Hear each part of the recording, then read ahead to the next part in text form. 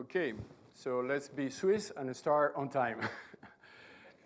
Ladies and gentlemen, it's a pleasure for me to be again with you, this time on SEALSQ. We have been doing events here in the Nasdaq on SEALSQ, but this time it's my pleasure to introduce for first time after our listing in May last year, SEALSQ, which is a IoT cybersecurity company that it is growing fast because we are solving a problem which is a very important problem in the society, which is basically maintain our security in everything we do, in our homes, in our work, in our cars.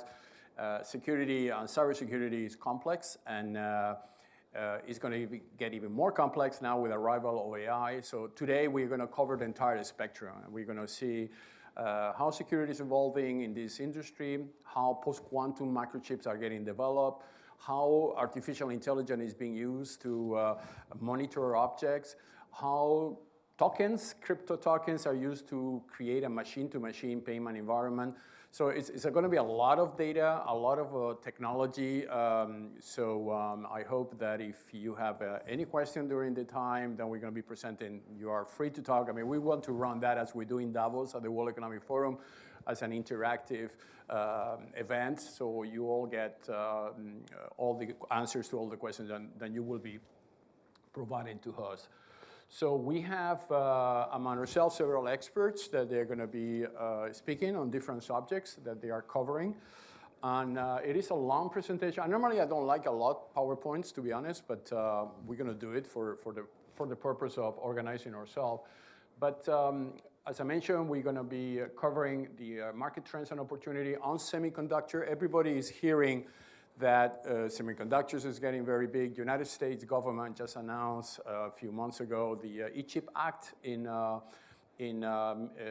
Arizona, but also in other states where something like $100 billion are being invested now in making sure that the United States do not lose their independence in what concerns semiconductors. I mean, semiconductors now, the entire industry of semiconductors is very centralized.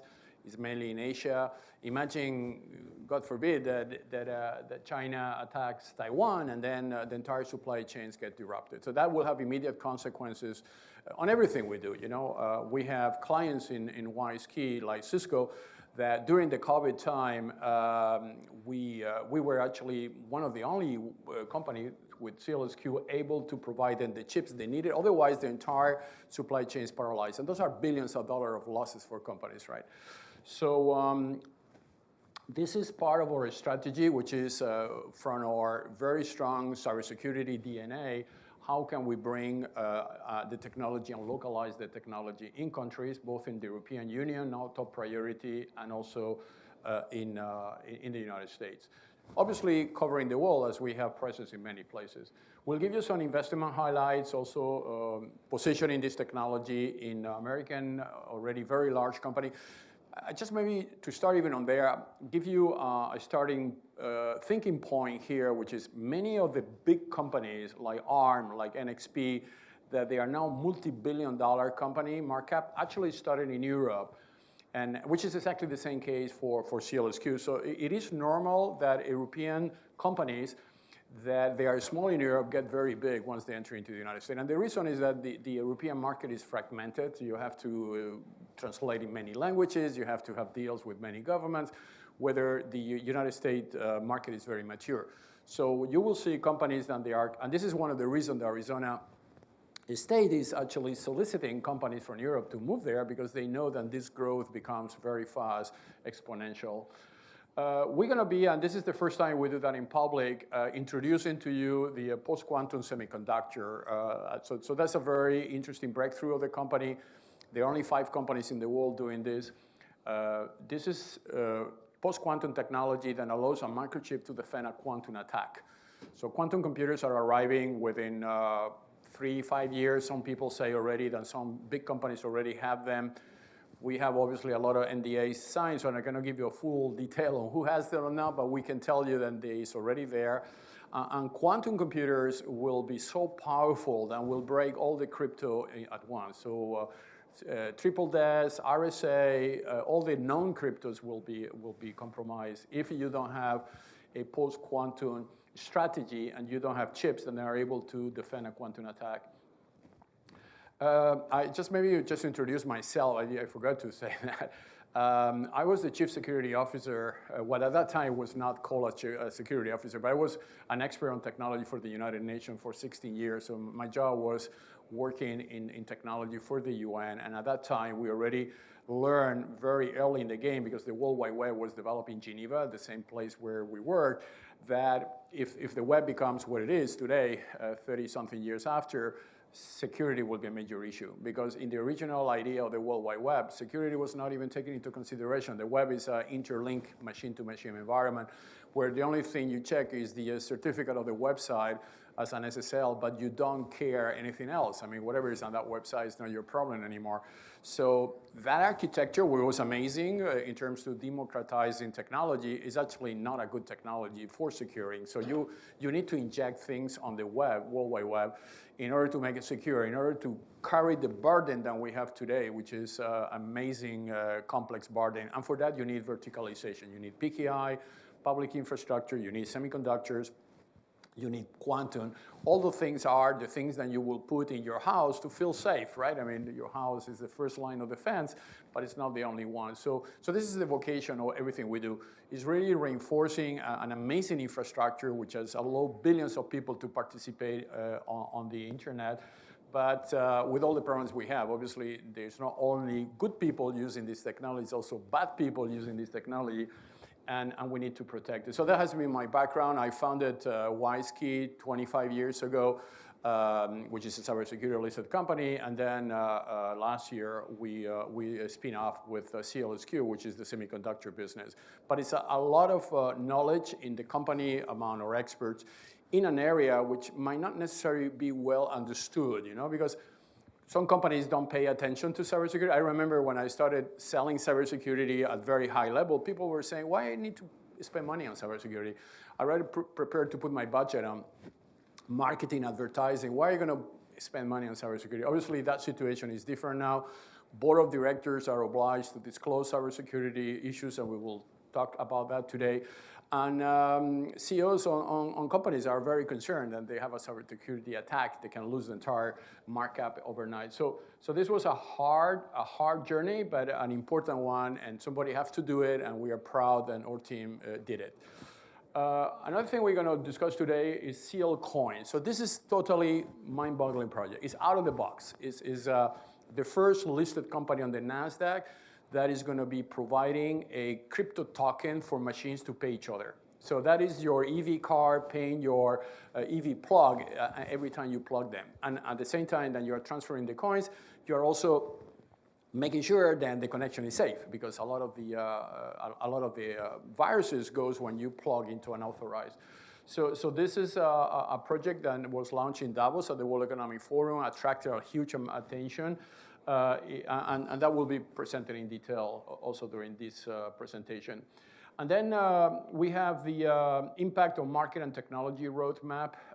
Where are we going? How are we doing this roadmap with our partners and also our competitors? And then we have I would say the pleasure and honor to have with us Christina Dolan, an expert on ECG, writer of a book which is there. And she will give us also a view on how ECG and cybersecurity combine, with a special focus also on IoT. ESG, obviously, is in all the boards of directors of the world. They are talking about ECG, but some of them, they don't quantify how to do it, and we have very concrete case studies how we can implement those strategies. So just to recap, as I mentioned, the company was listed in May 2023. We listed the company with when that was one of the requirements from the Nasdaq to make an external valuation of SEALSQ, at that time around $30 million revenue. What we did is conducted that external valuation, which gave us at that time a $200 million valuation. And we listed the shares on the Nasdaq with a markup of $260 million in May last year. Obviously, last year was a terrible year. Mid-cap market collapsed. We were not known, so SEALSQ was not known in the market. We didn't have the opportunity. It was not an IPO, it was a listing. So therefore, you didn't have a bank that will sponsor the listing, and that obviously created a deflation on the share price, which was slowly recovered from January, as now we are trading an average 6 million shares per day, which is pretty good for a company which is not yet well known in the United States. We didn't do our non-deal roadshow, which is going to start actually already this week, and will be very likely then the stock will go back again to where it was. And the only reason is because, as I mentioned, all our peers are trading 20, even 30 times revenue, right, on the IoT. So 10 times revenue is 300 million. 20 times revenue is 600 million. So the potential is there. I mean, the company, and John will later give more details, is very solid. It's sitting on $30 million cash. It is at the operational level profitable. Last year we had a lot of costs on the listing. We invested nearly $4 million on the listing and the issues related to the IPO. Then aggravated our situation, but it's a very solid company. We have known that it is a company that it has all the fundamentals now to move to the next level. The company is sitting on very powerful certification. I mean, those certifications are important because that sets the entry level on which a competitor will be able to compete with us. Without those certifications like FIPS compliant, and this is an ultra high grade certification standard. It is also a company now that has been selected by Matter. Matter is the new standard in the United States for home security products. So if you put a Wi-Fi router, a smoke detector in your home, you have to be Matter compliant. Otherwise, you'll not be able to sell anymore. And we are a Matter compliant company that can issue Matter certificates. So we are selling the certificate to video companies, video camera companies, Parrot, Vesta, all of them, they are buying microchips and certificates that allows these different use cases to be connected in a way that is secure. So the beauty there is that before, it takes a while, as I mentioned before, to convince somebody why they need to put a microchip on their product. Now, because Matter is there, it becomes an obligation. It's like an FIA type of obligation for medical product. This has been reinforced by the US government with they call the US Cyber Trust Mark. So this is the same like Matter, but at highest level, that's a federal level. And the US Cyber Trust Mark, it's something that you will have to, it's like an Intel Inside mark that you put into the product before connected to the internet. So imagine hospital device like a pump insulin or a video camera in an airport. All those objects currently only have a password. In some cases, is a manufacturing password, so all of them, they have the same one. Some cases, they have some kind of ID, but it's so easy to break. I mean, we have people in our company that can break those objects within seconds if you don't put a secure element. So how you use that? We talk about the case of the connected car. This is Vestel. It's a client of us. Is one of the largest company on EV charging. They are putting the chips on both the chargers, and they are talking to the car industry to say, you should put the chip also in the car because this is the only way that you can ensure that the connection peer-to-peer between the charging and the car is secure. We have Parrot, all the drones of Parrot. Parrot is a French company which is very well known in the military because those are the new generation of drones. So with Parrots, we have our chips into Parrots, and also both on the drone and also on the command of the Parrot. And the reason for is that only the soldier that has the permissions to pilot that drone can access that drone.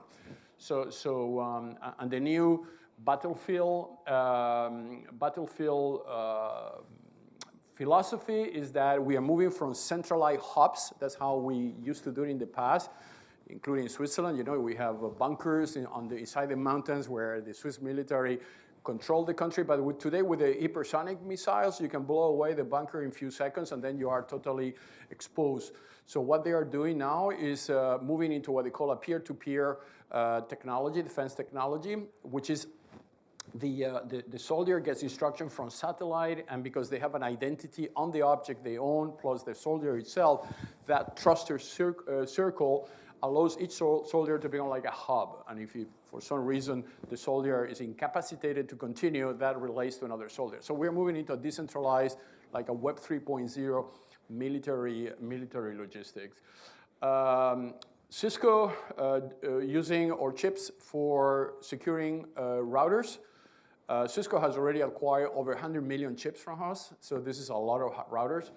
And in that vision of Cisco now Cisco is obviously also very much working with us on a post-quantum chip because they want to increase their security, but also because they want to make the hubs, the routers, IoT devices. So everything that connects to a Cisco router is not necessarily secure. So Cisco can influence the IoT market by saying, because the router is secure, I want the camera connecting to the router or the device or the pump insulin to be secure. And this is one of the major drivers for adoption. Medtronic, we are providing security for home health devices, that they are devices that you use at home to monitor your health. But the consequences of sending that data to the wrong person or getting your data intercepted is very high. So you need to have digital security, both at the personal level in your mobile phone, for instance, but also at the device level. And the data is secure point to point. Logic, this is access control. You know, it's so interesting. A few weeks ago, I went to Zurich, to the Google office in Zurich, which is the largest Google installment outside the United States. They have something like 5,000 people there. And the badging system, it was actually SEALSQ chips. And Cisco now is actually talking to us very seriously because they need evolving their own chip capabilities with chips. Cisco, in the same way, there are companies, all of them, do not have chip technology, and they are using us to move the possibility of securing their internal infrastructure. Access control is very big. Airport access control, stadiums access control, supermarket access control, shopping malls, everything needs an access control. You can have it as a smart card or virtualize the access control with your mobile phone with a digital identity that you download from our websites. So just a recap, I mean, this is an industry that is moving. As I mentioned, all this industry a few years ago didn't care about cybersecurity. Neither needed microprocessors, microchip. And that's why the only companies that they are very big, they actually didn't even pay attention to cybersecurity. They didn't need it. You know, companies like NXP or others, then they are making billions of dollars or sale. They are not even concerned about cybersecurity. Their chips were like basic chips that solve basic problems. So the big opportunities in the high end here. I mean, in Switzerland, I'll give you another example, which is not listed here, is watches. We manufacture 25 million or luxury watches, Hublot, Patek Philippe, all those watches. We get 250 million copies of the same watches. Some of them, the quality is so high that if you go with a watch and you're trying to repair in an official office, they will actually do it for you because they reach such an amazing counterfeiting capabilities, then they can generate the watch, a $250,000 watch that they sell you for $60,000, and the watch has the same thing, diamonds, gold, amazing movement. So they needed something else. They needed something else, and the reason was because if I am with a very expensive watch and somebody challenged me and says, you have a fake watch, you should be able real time with your mobile phone to verify something on the watch that says, no, this actually is a genuine watch. So now we have 1 million watches in Switzerland certified with that technology. And this is actually in the case of Hublot, and I give you another spin on that. Hublot is a very famous Swiss brand. We did nearly 500,000 watches with them. And then because Hublot got the identity of the consumer, because you have to check in, you have to opt in, they created hublotista.com, which is available. Hublotista.com is a social media network for clients of Hublot that has a microchip related to their watch. So they use that to buy and sell watches, to go into events. I mean, it becomes like their private Facebook, if we can call it that way. That drives big adoption because some brands are not necessary, and this is very sad, you know, but some brands are not necessarily concerned whether they are being counterfeited or not. But when you tell them, hey, you know, if I buy a Bulgari bottle of perfume to my wife in the airport and I pay with my credit card, Bulgari doesn't know you, you know. But if I put something in that bottle that allows me to certify with my mobile app, Bulgari established a CRM relation with me. And that's what brands want, to have captive, high authenticated users. So the market is very big, and luxury market is one of the drivers. So those are the generation of chips. Later, or top expert on chips, Bernard will give you more color on the difference between each of those families. They solve different applications, they solve different use cases, but all of them, they have, as I mentioned, the common denomination, which is the security. This is also the competition mapping. So those are the companies and where they sit in the anagram in what concerns embed security provider. So we are pretty high up, and as I mentioned, we might be, I don't know, but I think we are one of the cheapest company in that generation, as many others. Some of them, they're only leading with identity, others are dealing with chips, but no one is dealing with chips, identity, and cybersecurity. And one critical question on that is why? Why NXP is being so big cannot deploy that? It's because they don't have a cryptographic root key. So I don't know if all of you understand what PKI is, public key infrastructure, but WISeKey, which is the mother company, is a PKI company. It's like VeriSign, like RSA, like Entrust.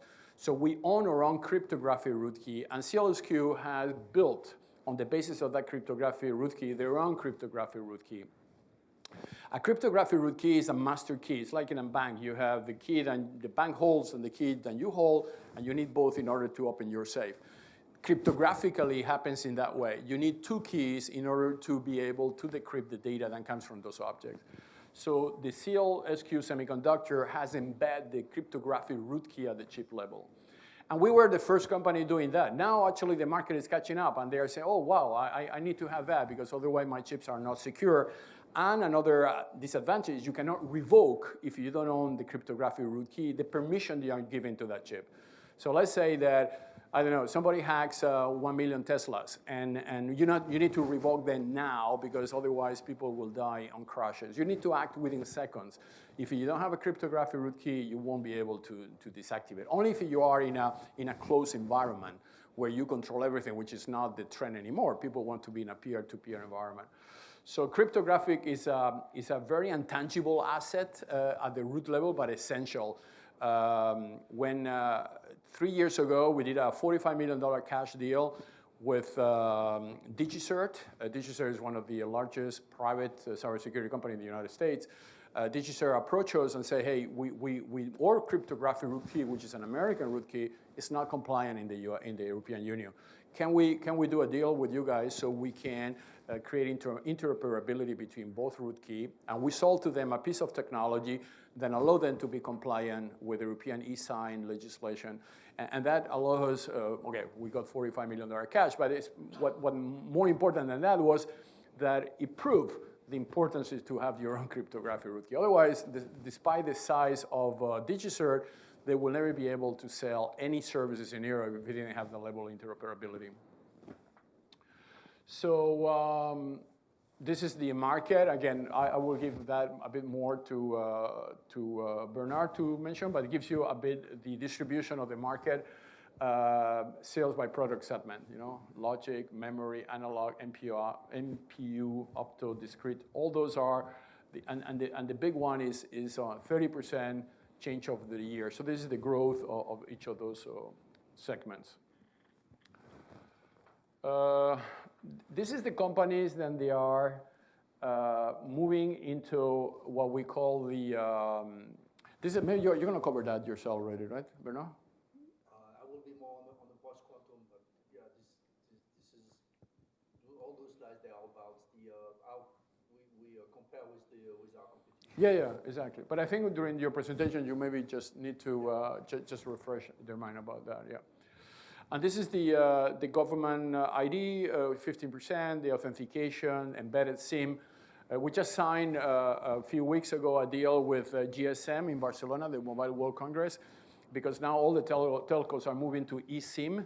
And actually GSMA, which is the standard body for all the mobile telcos, embedded the cryptographic root key of SEALSQ at their level. So that means that theoretically, we are now able to be compliant with any telco in the world, and they want to move to eSIM, which is the, you don't need any more the chip in it. You just use your mobile like you have in your iPhone with an eSIM. And those are the breakdown. Yeah. I'm not going to say, it's a very long presentation, so I'm not going to hear until tomorrow, but just to give you the, where the IoT security happens in 4 different levels. Secure device, this is where we are, right? On providing identity at the chip level. Gateway connectivity, so this is a very unorganized market yet. You have companies like Sigfox, like LoRa, just providing some kind of assistance into interconnectivity. And then cloud. This is also our roadmap, right? We are very strong here. We were looking into this, but we prefer to have our own infrastructure. So actually, we launched 14 satellites to orbit. We have our own satellite constellation with the SpaceX. And why we did that is because the connection between the satellite and the chip is controlled by us, is peer-to-peer, is very fast, covers the Earth in the middle of the sea. If you have a container in the middle of the boat and you have our chips, the satellite tracks that chip, and provides an amazing quantity of data, which is, I mean, data in the IoT industry is the oil of the digital economy, right? Because in the future, you not only just sell the chip, but you also own the data. And then you can go to that level, and this is we announced with Google in Davos, a cooperation where Google is now taking the data that we collect from the chips, analyzing the data with Gemini, and being able to provide back to the client information about analytics on the performance of their object. So imagine, I don't know, a nuclear facility. You put chips in every single pieces of that facility. You analyze the behavior real time of the facility. That data is authenticated by the chips and identity, and that goes to the cloud. So the cloud, using AI, can preempt any possibility malfunction. Or the cloud can give you analytics on when you have to increase the security of your object or maintenance in your car. So this is the future, right? For the moment, this industry is growing. As I mentioned, several trillions of objects are connected. Secure communication is disorganized. And I think satellite is the only way and the cheapest way, you know, because now with the current constellation, every satellite costs us $250,000 to be sent to orbit, one satellite, which is a pico satellite. This is low orbit satellite. The same satellite 5 years ago was $25 million. And the same satellite next year is going to be $50,000. So it's becoming like a satellite as a service, right?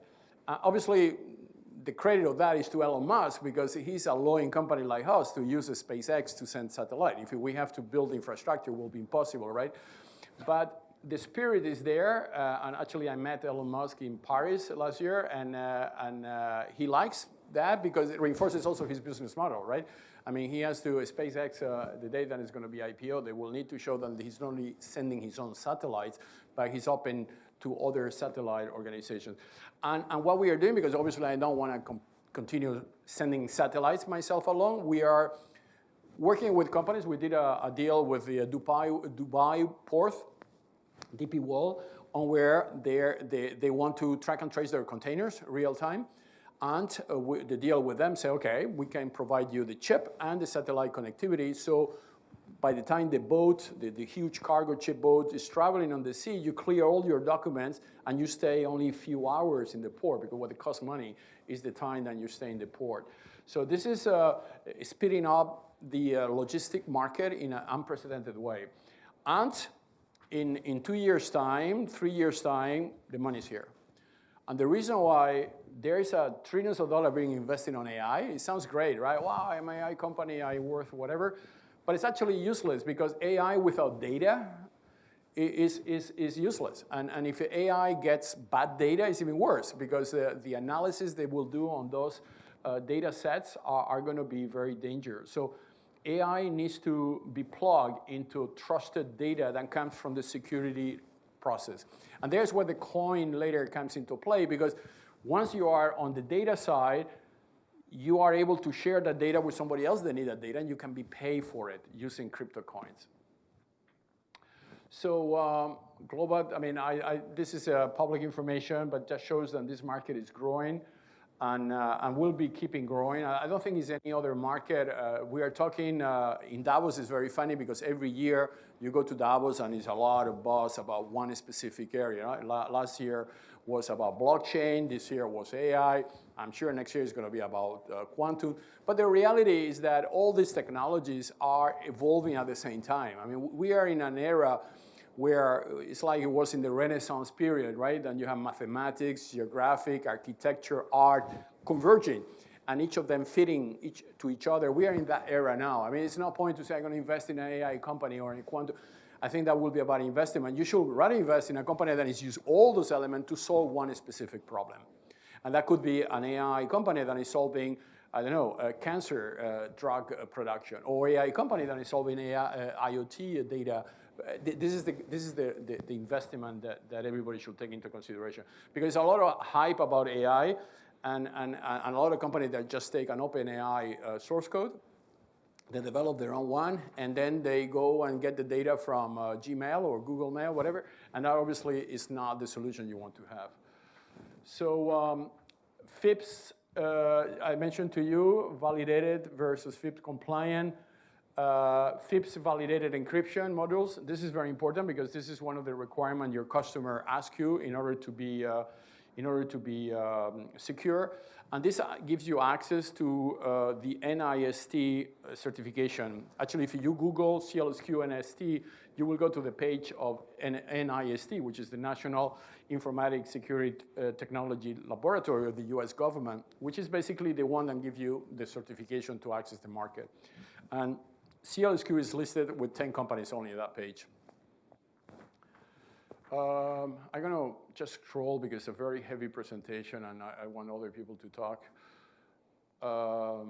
Okay, so maybe on the strategic positioning, as I mentioned, we started in Switzerland, then France, where we have 70 people.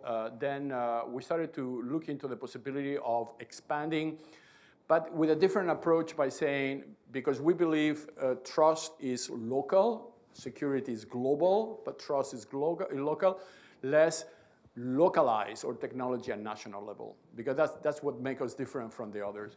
So we started to negotiate with different governments, first of all, and we have, by the way, a representative of the company that we are teaming, which is Odin. It's a Spanish company that we are building a OSAT center in Spain with financed by the E-Chip Act of the European Union, which is now in the hands of the Spanish government. The Spanish government has $12 billion to develop in Spain their own independence in semiconductor. Actually, Cisco got $300 million to establish a center in Barcelona, and there's a big movement. And we are in a final negotiation phase for Odin and SEALSQ to build a semiconductor personalization center in Murcia, which is the southern part of Spain, which is one of the technology hubs, with a grant from $60 million grant from the Spanish government.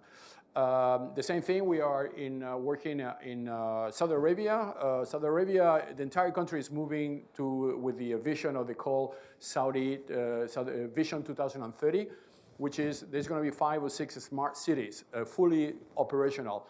One smart city needs 1 billion chips from us, just to give you a ratio, right?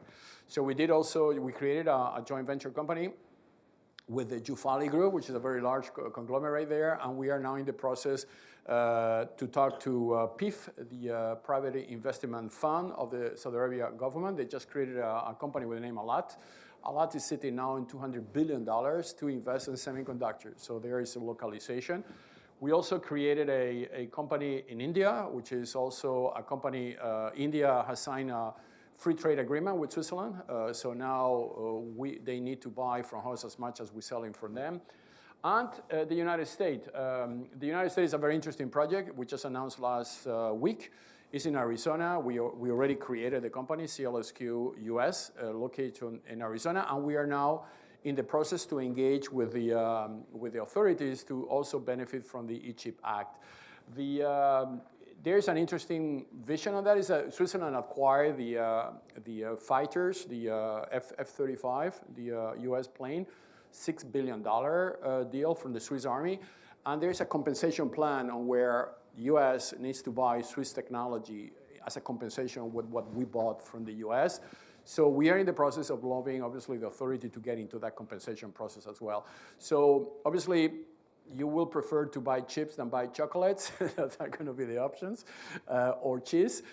Switzerland doesn't have a lot of technology. We are the only two companies listed on the Nasdaq for Switzerland is Logitech, that everybody knows. This is the mouse company, and Haas, right? So I don't think they have a lot of choice, but to work with us in that compensation project, which will be a major source of revenue for us in 25, at the same time that we have the deployment of the secure chips. Anyway, just give you why we are selecting Arizona. A strong government support initiative, very skilled workforce, a strategic location as Arizona is becoming the chip valley now in the United States. And many companies, there's another Swiss company that has already moved to Arizona with Len Kudelski. I don't know if you know them. It's a secure element and a TV company. They have also moved operations in Arizona.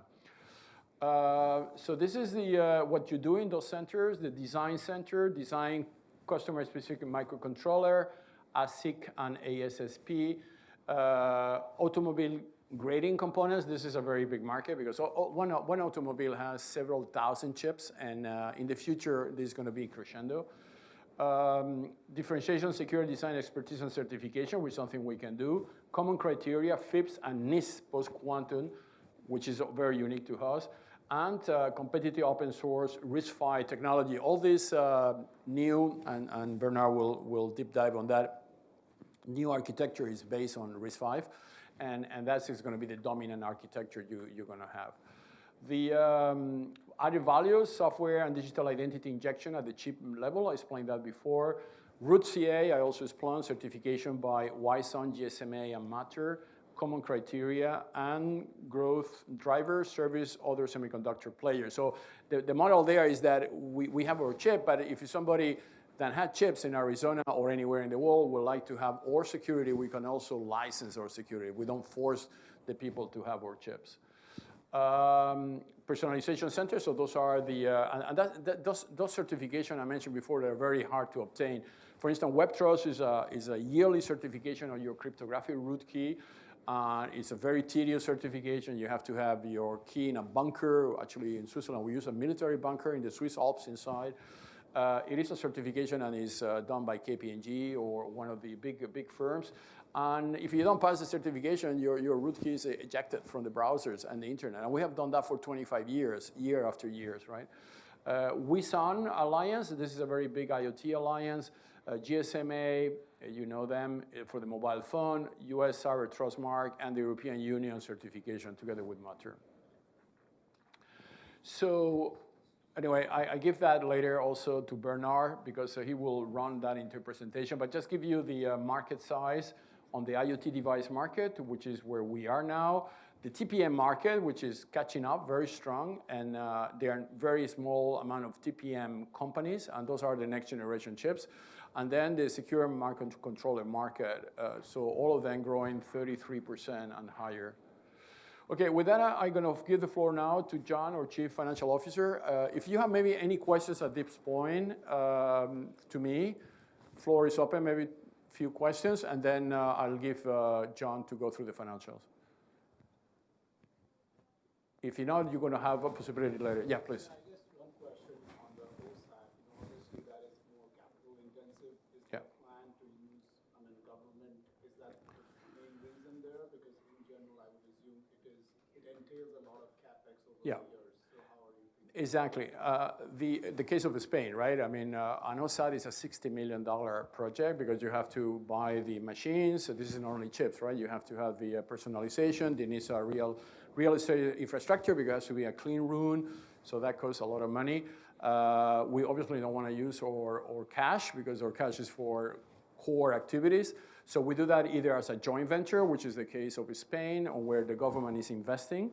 And in that joint venture, Odin, which is an IoT company in Spain, and SEALSQ are shareholders of the joint venture, and that constitutes the initial core. Then the government injects money in the joint venture. In Europe, we don't know yet. In the United States, it might be different, but in Europe, this is equity into the joint venture, convertible loans into the joint venture, and grants, unpayable grants. And it's about one-third, one-third, one-third. The beauty of that is that this is not cash out of our pocket, but we consolidate revenue, right? Plus revenue that is done at the joint venture level, but also the joint venture buys from us, from SEALSQ, machines and everything, and buys from Odin, which is our partner, IoT sensors and things like that. So there are things that both companies sell to the joint venture. But yes, our objective is to do the same thing in the United States, because obviously with the size of the company, if we open the capital now to raise 60 million, we will dilute totally the company. It doesn't make any sense, right? Only if Bank of America helps us to do an IPO, but that's a different discussion. Yes, sir?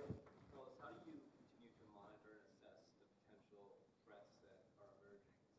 Bad actors. Sure. Can you hear me? Yeah. How do you continue to assess the potential threats as they emerge? Because the cyber crime industry is such a prolific one with sophisticated actors, their attacks and those threats as they emerge. How do you continue to assess that landscape? Yeah, I mean, this is core of our activities for the last 25 years. You know, we were the first company in the world to do e-voting in Switzerland. With our technology, Swiss people vote online, and we are one of the most democratic countries in the world. I mean,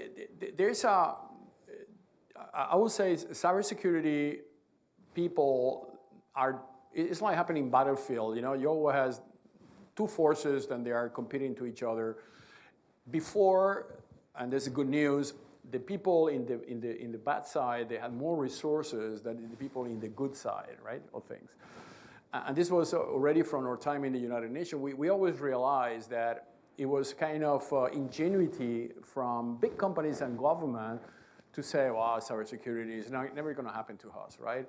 So that gave to the dark side of this business too much power, too much money, because they have make an industry. You know, we know guys in Russia and in other places, without mentioning maybe a country, that they are able to buy a software in a kind of eBay dark web facility and just hack Bank of America, hack JP Morgan.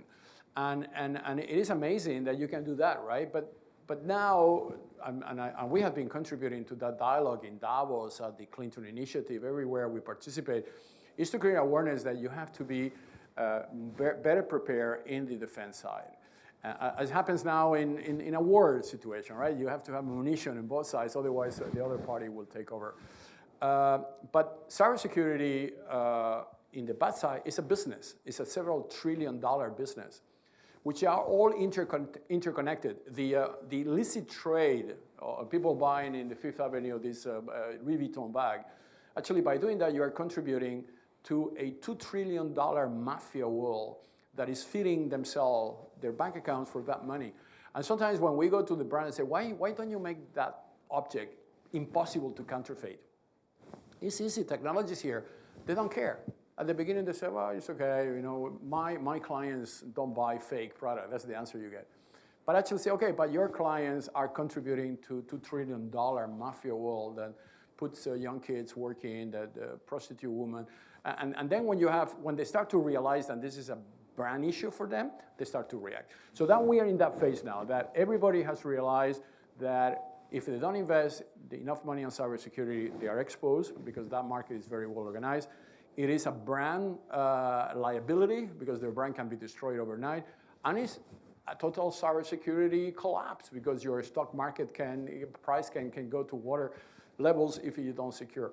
But it's going to be a crescendo, because the weapons are available to anyone. I mean, that's where those certifications are very positive. You know, we had so many cases in SEALSQ where countries, we don't want to mention which one, came with a lot of money on the table if we sell them crypto. And we also say, no, sorry, we are listed on the Nasdaq. We have our own obligations, so we don't want to do it.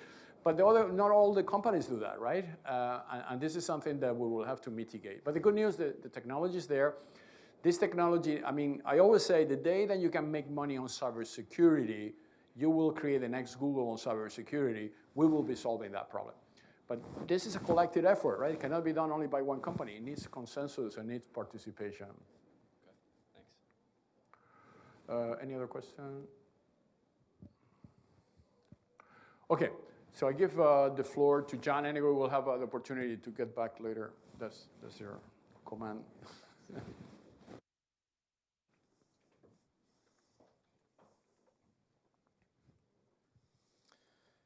Good morning. So our fiscal results for 2023 demonstrated the strength of our business today and present a solid foundation for future growth.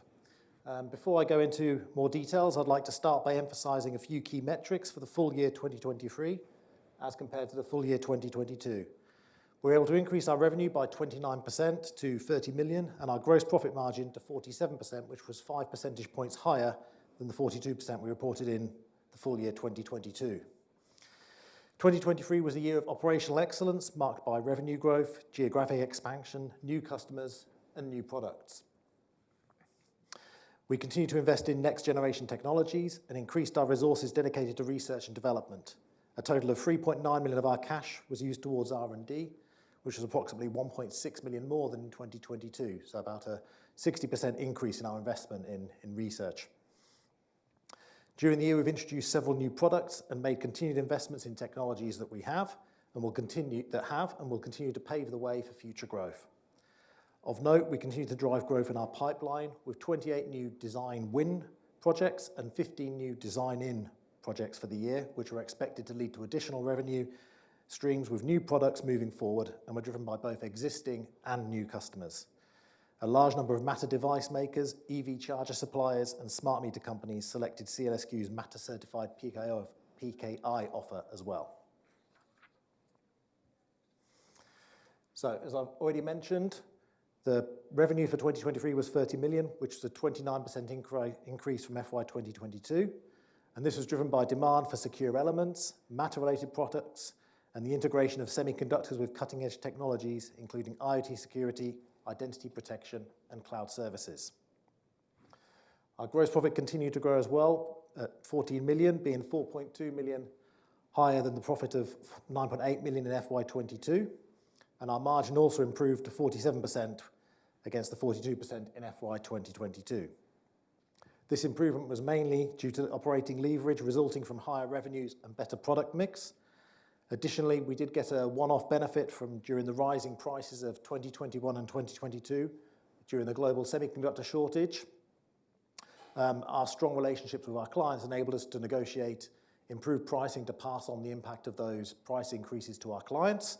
And then as the market came back to a more standard process and we were getting reduced prices of our purchases, it took time before that corrected in our sales prices. So we had a one-off bump in our gross profit margin there as well.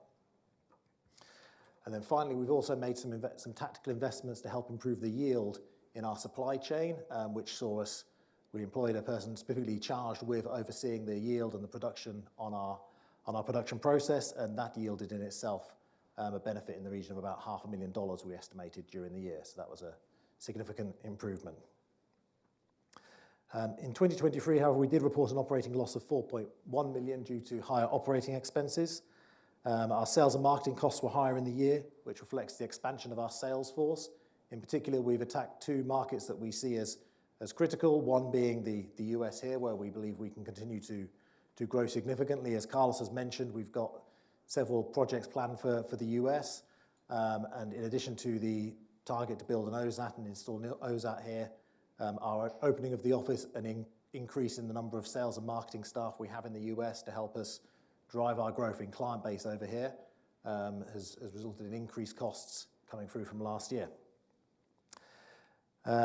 We've also then, the second market we've then targeted is Taiwan, where we believe with a vast number of semiconductor players there, we felt that was a market that we were underrepresented previously. And we see these as crucial investments which aim to take SEALSQ to the next level of growth. Our general administration costs also rose, and that was partly due to an increase in cost to support the expanded SEAL entity, but also one-time costs relating to the listing of SEAL that will not be recurred in the future. And finally, we increased our research and development expenditure, as I've already mentioned, but I'll come back to some of the drivers for that shortly. Briefly looking at our revenues by region, they continue to be weighted heavily towards the US market, although we do still believe there's significant growth and significant opportunities for us in the US market. And so we believe that our strategic decision to invest in the sales teams in Taiwan and in the US will help drive our growth. We believe Asia, as you can see there with 12%, we think we've got an opportunity there where we're currently underrepresented. And on the other hand, we also believe we can make significant steps by expanding our US footprint.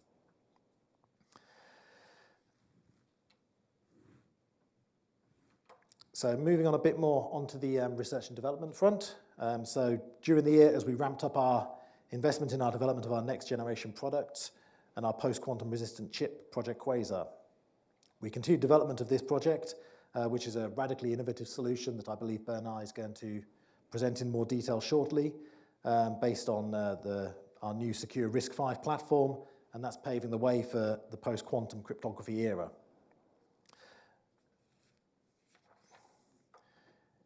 In December 2023 on this project, we delivered an FPGA emulator trip, a new milestone, and we believe we're on track here to complete our new secure microcontroller design in this half of 2024, with the first engineering samples expected by the end of the year. So that should really start to see us being able to present this to our client and develop the new products, as Bernard, again, I believe is going to go on to, and we believe that will really drive growth in the medium term. And yeah, so we expect that to start bringing the returns in late 25 onwards. Finally, our team also introduced two new secure elements to the market in 2023, which was the Vault IC292 and the Vault IC408, and they made significant product developments on the side of our certificate and key management SaaS platform, INS. These secure elements are specifically designed to enhance the security and protect users' data in highly sensitive IoT applications like smart meters, electric vehicle chargers, medical devices, and industrial IoT components. And so we've identified and established numerous new use cases and market opportunities for these products that we believe, again, forming the basis for our new revenue streams in the medium term and also in the longer term. So as a result of this, we expect our R&D costs to remain at this level, and we continue to invest heavily in this area to help support the future revenue growth. And we believe it's critical to staying ahead of the market and ahead of our competitors. So in addition to our operating results, we also invested $3 million in new equipment to support our manufacturing process and to allow for us to support the expansion of our production capacities. Regardless, we ended the year with a strong cash and cash equivalent position of $6.9 million, and we believe this balance strengthened during Q1 2024 by further fundraising, which now leaves us, as Carlos mentioned earlier, with approximately $30 million in cash on the balance sheet. We believe that gives us sufficient funds to allow us to continue investing in the development of our next generation products and our expansion plans. However, as I highlight here, before I pass over to Bernard to go into more detail onto the Quasar project, I just wanted to comment on the general expectations for 2024 briefly, which Carlos, I believe, also will come back to shortly. As we are expecting a temporary slowdown in traditional semiconductor revenues, and we've taken measured steps to tap into new revenue streams to try and offset some of this temporary slowdown. As Carlos has already highlighted, we're currently in negotiations to establish OSAT centers in the US, Spain, and Saudi Arabia, in addition to the existing facility we have in France. And these centers are expected to boost our revenues, as well as opening up additional markets for SEALSQ. As Carlos also mentioned, we've engaged in a consortium, the Smart Container Consortium, which is gathering various players within the logistic industry and aiming at transforming this industry through innovative technology. This consortium aims to deploy IoT-enabled devices and sensors for real-time global tracking via the WISat satellite constellation, and that will create a seamless, secure platform with hybrid IoT communications. So we then also recently introduced SEALCoin, which is expected to positively change the machine-to-machine economy by facilitating seamless data and currency exchanges amongst IoT devices, thereby expanding the ecosystem of IoT-enabled transactions and services. This development in the realm of tokenization is currently in its pre-registration phase, and we're expecting it to be available on various exchanges by, I believe, the end of 2024. And I believe our Andreas will be presenting on that later during the presentation. So additional upcoming developments include products that support emerging standards in cybersecurity and matter certification, as well as products focused on post-quantum cryptography and AI. So despite the expected slowdown in the traditional semiconductor market, we look forward to the year to come as we continue to announce advancements that we believe are going to help continue to drive growth within SEALSQ and hopefully help us into the future. So on that note, I'll hand over to Bernard Vian, the General Manager of SEALSQ France, who will provide additional details on our next generation of post-quantum semiconductors. Thank you.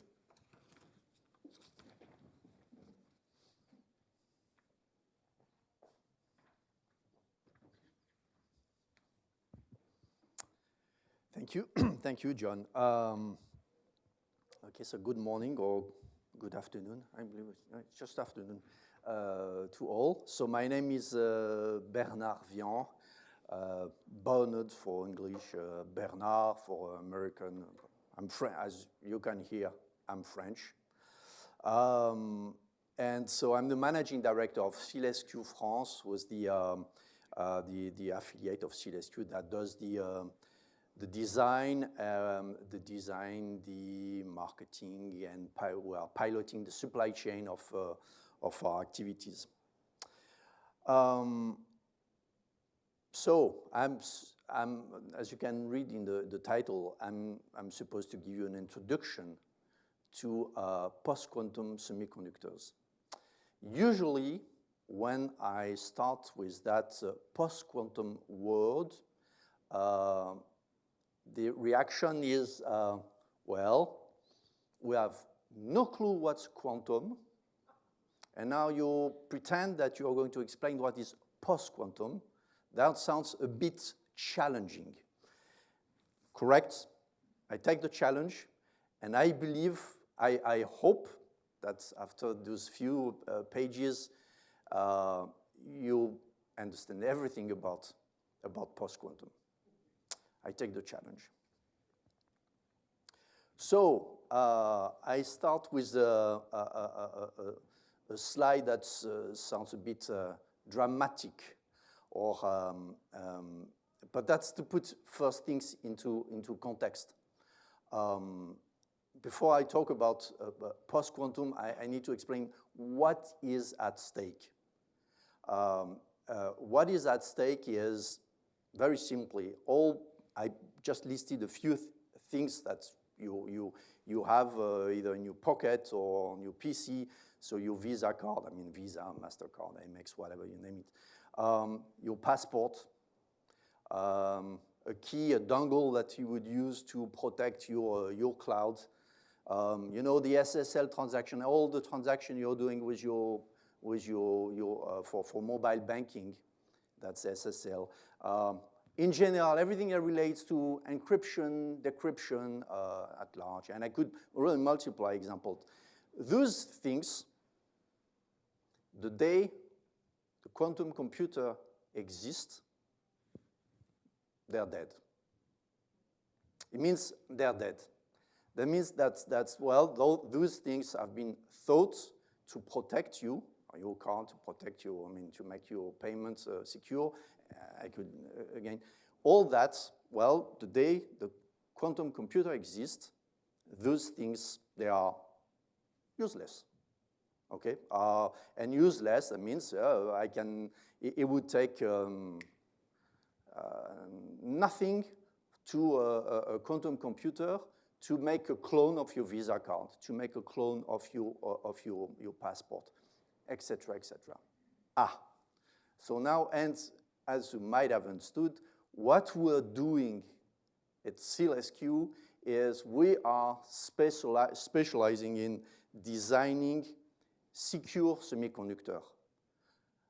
So we are designing secure chips. So now you understand why quantum computer is important for us, because it is on our radar. This is the next big thing. Just as like artificial intelligence is, I mean, there is a consensus to say, well, it's going to be an enormous change. There will be, enormous change for mankind. In the cybersecurity world, quantum computer will be a before and an after. There have been in our world, there have been steps.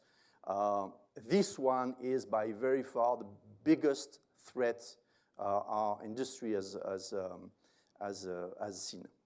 So that's why I use this dramatic, if I may, word of the day after tomorrow, because again, you understand now the context. So, but there is no date. What is important in our space? There is no date. There is no. You can say, okay, tomorrow or whatever date. This is going to be the change. We'll have to change. No, this is obviously a process. This is something that is ongoing. So I need to first to explain also this process and where it started. I put here just a few dates of the cybersecurity industry. And I will not go over all the dates, no worry. But the one that are the most important. The one, 1977, in our world, it was a big thing. And it was at the genesis of the genesis of SEALSQ. I explain, RSA, this is barbarian term. It is the name of an algorithm. That's the one that you use on your Visa card, on your passport. All those things that I was listed before, all of them, they are secure with this algorithm. This algorithm is something, the guy who have invented it, genius. It was about, I'm not going to explain the mathematics that are behind, obviously, but the principle is you can think about it. Two persons in the world, they want to communicate in a secure manner. Okay? Simple. Why it starts to be very difficult is they never met. They never physically met. They've never had the opportunity to handshake, and they might have exchanged something. No, that never happened. There are two parts of the world never met. And still, they have to communicate in a secure manner. Secure means they want to make sure that the other one listening is well the person they want to talk to, number one. And they want to make sure that if someone is spying, they will get, sorry for my French, they will get, they will not be able to understand what they are discussing. These guys, and so think about it, it's super tricky. And they are the first in the history of mankind who have thought how we could manage that. It's so clever that here we are, 50 years later, we are still using. There have been, of course, evolution, but the principle, what they've invented, is still the one that is all the example I was listing before. That's the technology that is behind RSA. What we are doing, so SEALSQ, we are where we are good at, specialized, where there are what? 5, 6 companies in the world capable to run those algorithms, and so they are running very, very specific function that an Intel computer would do, but it will not be very efficient. It will take forever. Our chips, they are designed to do that super quickly, number one. And the other thing is, well, it starts, again, to run this algorithm, you have to have a secret. You have to have a secret. Our chips, they are designed to store this secret and to make sure that this secret remains secret. And this is where everything we're doing starts with that. And it's super specialized in our world to make all the countermeasures that makes the secrets staying secret. That's if the secret that there is in your Visa cards is stolen, well, okay, there is no Visa card anymore. So that's why it's super specialized. And this is what we do.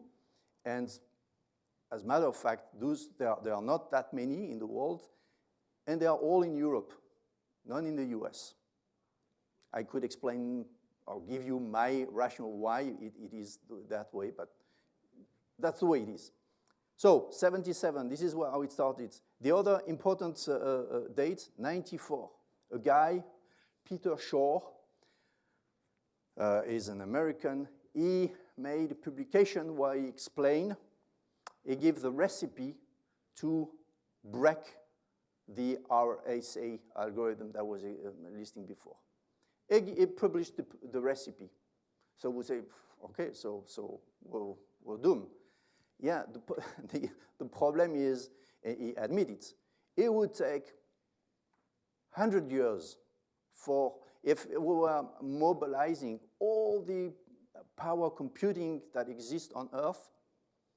To do that, it will take, even with that, 100 years. So, okay, it's good, but it's theoretical, right? It doesn't, practically it doesn't make, it is useless. And I'm now come to the third date. 2023, it was July last year, Google said, well, we have been able to run a quantum calculation, so a few minutes, they have been able to run a quantum computer. And as you can read, well, they were able to run in less than a second what a traditional supercomputer would run in 47 years. Aha. So now you start to obviously understand what is the issue. Well, the issue is that what was not possible until now, well, now they have proven that for how long the world is going to be secure. Because if it took less than a second to run 47 years computing calculation, well, if this computer starts to stabilize and to be able to repeat that, well, so now the cybersecurity is another problem. Was entering into a new era. Right? It's the day after tomorrow. So this is how it's not like it takes us by surprise. We in our semiconductor world, we know that for long. So we have been at SEALSQ putting R&D efforts into that. And we are following, of course, we have been able to make a proof of concept. So we have a prototype of a completely new algorithm that's going to replace the RSA I was mentioning before. So there are new algorithms that has been designed to resist to the quantum computer. So there are two of them, Kyber and dilithium, whatever.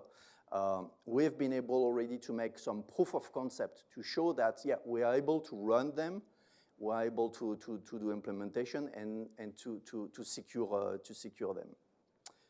Well, our roadmap is about that, so we'll have a bit later another set of slides to explain what is our roadmap in that space. But this is what it is about. We are designing the chips. It's our semiconductor field is a race. We have been always racing against, they are the goods, they are the bads. Well, we pretend we are the goods, and we are always thinking ahead the new attack, the new ways to break cybersecurity. So our new threat, as you understood, it is the quantum computer, and this is the roadmap we are building, and the new generation of chip that we are going to launch So the first prototype will be launched this year for a commercial ramp up in 2025. And yeah, that was it. So I hope, did I win my challenge? Do you understand what is? Okay, good. Back to you, Carlos, I believe.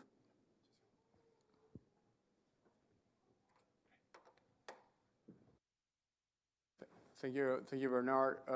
There is a video that we want to show before Andreas comes. Do you have the SEALSQ video? Yeah? You want to play that now? So I just play? Oh, here. No sound? 1 second, there's no sound. Machine-to-machine communication. Step into this world, gene communication. Step into this world. What if the future of connectivity and interaction wasn't just between humans, but also between machines? Imagine a world where devices communicate, transact, and make decisions autonomously.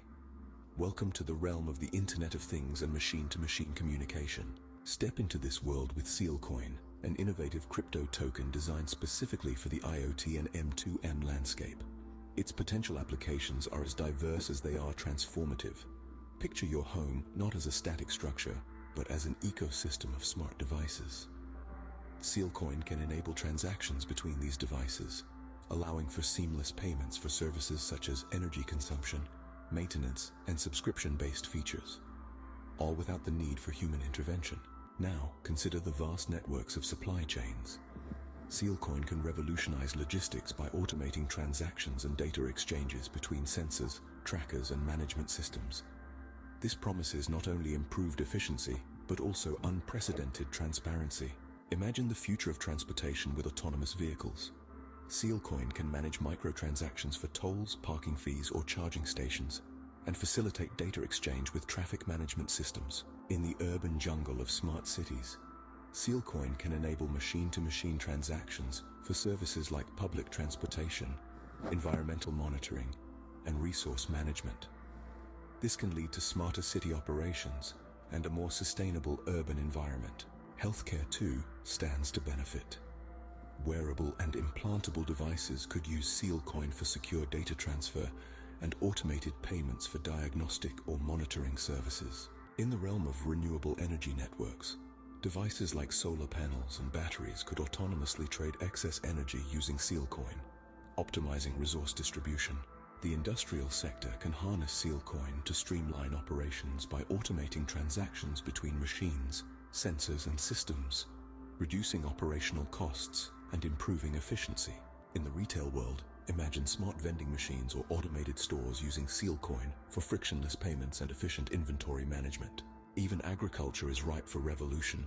IoT devices like soil sensors and automated irrigation systems could use SEALSQ for data exchange and service payments, enhancing farm management and productivity. And finally, consider the power of peer-to-peer transactions. SEALSQ can facilitate direct machine-to-machine transactions in a decentralized manner, enabling a more distributed and resilient economy. So what does the future hold? A world where devices and machines not only communicate, but transact autonomously. A world where SEALSQ transforms industries, from home automation to healthcare, from energy trading to agriculture. A world where connectivity takes on a whole new meaning. Welcome to the future with SEALSQ. Thanks everyone. So thank you for your time for looking at the short video presentation on SEALSQ project. So I'm Andreas Moreira, I'm the Chief Innovation Officer for SEALSQ, and I'll be happy to take a few minutes of your time to show you a small product update on the SEALSQ. So in its ambition to transition to a decentralized ecosystem and shift towards a Web3 business model, SEALSQ has launched a set of projects in partnership with Hedera and its Hashgraph Foundation. The SEALSQ token embodies this Web3 commitment to enable control over machines, which means IoT, in a peer-to-peer ecosystem. As you can see, our goal is to bridge the physical integrity and digital identity with the use of SEALSQ. We do have an end-to-end security platform with the cryptographic protocols of first securing devices and communications already enabled with the billions of semiconductors we have provided over the IoT industry. And our goal is to bridge this over an immutable ledger, the blockchains, and ensuring in this the trust and transparency. Notably, we're using Hedera, which are one of the largest ecosystem for blockchain interoperability for especially companies. They have lots of support with Google and lots of big companies. And we see in them a partnership where we can bring the throughput and the reliability of their ecosystem into the digital world for machine-to-machine interactions. We believe there's lots of opportunities in the IoT landscape. We see a lot of innovative technologies that can be targeted, such as DLT, this means the distributed ledger technologies, blockchain, of course, but also AI, quantum, and zero knowledge proof. So lots of interesting, secure ways to provide the data information on the machine-to-machine ecosystem. Lots of market potential. We can explore new avenues for growth, facilitate IoT adoption and expansion, and capitalize on new emerging trends, as I mentioned. So I wanted to move forward with this very interesting ecosystem mapping. So in this, we can see that it is even beyond the machine-to-machine ecosystem. It's a peer-to-machine to peer ecosystem. As you can see here, we have device A and device B, which are transacting through one of the services we've mentioned during the video. And each object will be associated to a certificate, which will be embedded in the semiconductor. And the hash of the information in the semiconductor can be associated to a wallet on the distributed ledger technology. This can be then managed by an owner that will utilize the utility platform, such as ENS and WISE-ID, where we associate the certificates and digital entity for objects. And this is actually where the utility of SEALcoin comes in. With the usage of SEALcoin, we will be both utilizing as a payment token, but also as a utility token. So it will be a kind of hybrid token utilized in this ecosystem. We plan to use as well the data monetization in the future through this decentralized infrastructure and add DAO governance to embed the ruling over the blockchain. So this was a very short demonstration on what we are expecting to bring to WiseCoin in the future. As John mentioned, we're opening already the registration on SEALcoin.ai. More information will be provided on the financials, such as economics, at the end of the year. Thank you for your time, and I'll pass the floor to Carlos.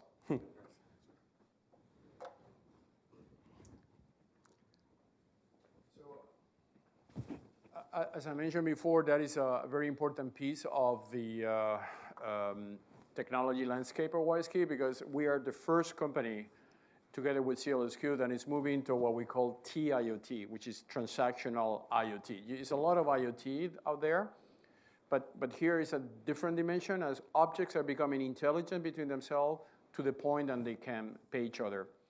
I have still two presentations. First, we're going to play another video, which is the quantum video that complements very much what Bernard mentioned before. And after, I would like to give the floor before 12:30, because we have a second event later this afternoon, to Christina on the ESG cybersecurity IoT aspect. So if you can pass the quantum video to the producer, please. The dawn of quantum computing threatens to cast a long shadow over the security of Bitcoin wallets. The 12-word seed phrase, the very foundation of Bitcoin wallet security, stands at risk of decryption by the superior computational abilities of quantum computers. This is a potential threat that we cannot ignore. SEALSQ, a pioneer in secure technology, has recognized this looming danger and taken decisive action.